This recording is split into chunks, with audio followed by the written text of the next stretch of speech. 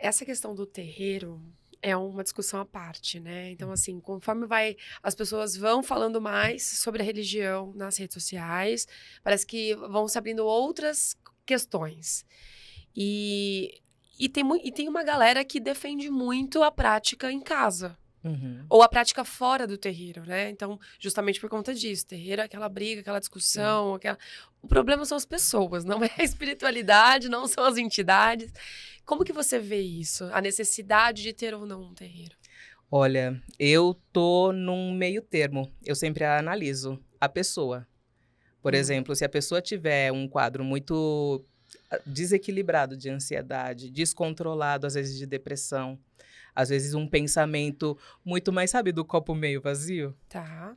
aí então eu falo, pondera, ainda em casa não.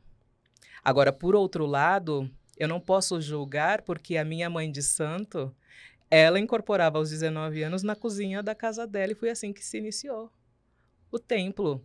O templo do Uhum, Caboclo Girador, isso há 80, 90 anos atrás, quase com a fundação da Umbanda. uhum. E ela conseguiu desenrolar muito bem o terreiro, mesmo sendo muito jovem e ainda não existindo documentação e ninguém que pudesse explicar a Uma manifestação para ela. orientação, né? Uhum. Uhum. Mas, naquele tempo, não existia ansiedade, não existia. Telas, Uhum, não existia nada TikTok. disso, exato, não existia. Por isso que eu acredito muito no ponderar. Uhum. Desenvolvimento, ter um terreiro em casa doméstica, eu acho bom se você já tem alguma experiência dentro de uma casa de axé, para que você possa conhecer, reconhecer as energias, identificar quando elas são positivas ou negativas, quando elas são boas ou ruins. Às vezes a gente confunde, pensa assim, ah, eu vi um vulto preto, então era coisa ruim. Não, nem sempre.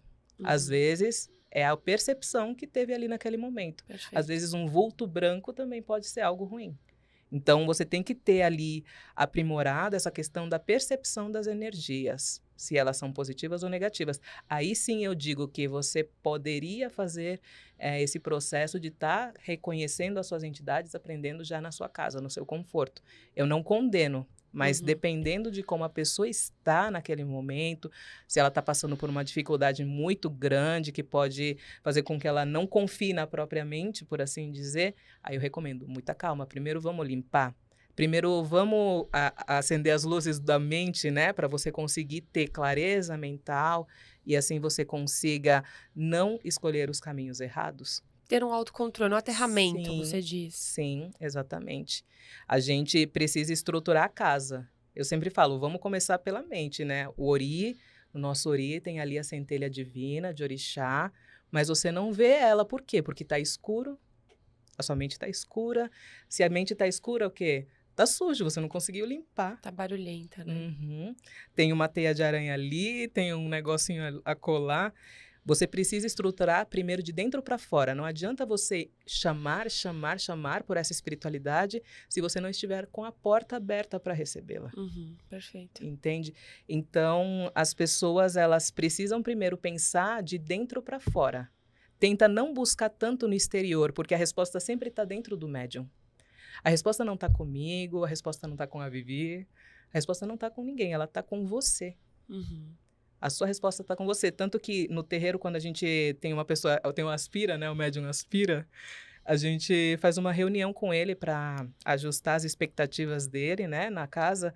E eu falo muito bem assim para ele, olha, qual que é o seu caminho? Eu não tenho a mínima ideia, mas eu tô dispondo para você um pouco do meu tempo para poder junto com você encontrar o seu caminho e te explicar o porquê que tal caminho pode ser melhor e tal pode ser pior, mas a escolha ainda vai ser sua. Perfeito. Você que vai ter que escolher. Essa questão de terreiro, essa questão de caminho, tá muito ligado com o ego. O que tá também muito ligado com a ansiedade, aí a gente volta a falar da incorporação. Uhum. Né? Então, tá muito atrelado, acho que criou-se um romantismo muito grande sobre o médio de incorporação Sim. e acaba esquecendo das outras funções dentro do terreiro. O Cambone, ele é tão importante, né, tanto Uhum. quanto. Como é que você lida, né, ao longo desse tempo todo, né, à frente, e o que você falaria para uma pessoa que está em desenvolvimento ou que está começando nessa jornada, que está com essa ansiedade de já receber, já saber quem é o Exu, saber quem é a Pombagira, saber quem que é, como que você aconselharia? Bom, a primeira coisa é Tem que cambonar. Os melhores médiums, mais estruturados, mais equilibrados, passaram pelo processo de cambonagem. Todas as vezes que a gente tenta pular esse processo da cambonagem, a pessoa afunda no ego.